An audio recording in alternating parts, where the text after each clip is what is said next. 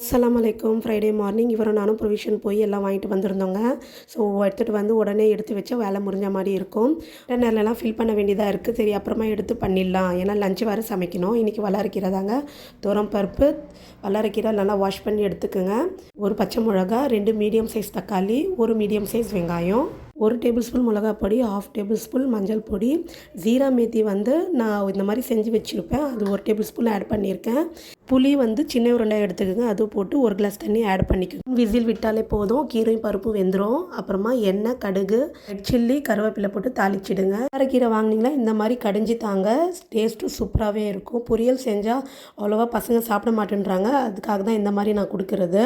நீங்களும் ட்ரை பண்ணி பாருங்கள். இன்றைக்கி டிஷ் வந்து மட்டன் ஷாமியா தாங்க செஞ்சுருந்தேன். இந்த ரெசிபிஸ் உங்களுக்கு வேணும்னா என்னுடைய லாங் வீடியோவில் இருக்குங்க. வேணும்னா நீங்கள் செக் பண்ணி பார்த்துக்குங்க. இது தாங்க எங்கள் வீட்டில் இன்றைக்கி லஞ்சு.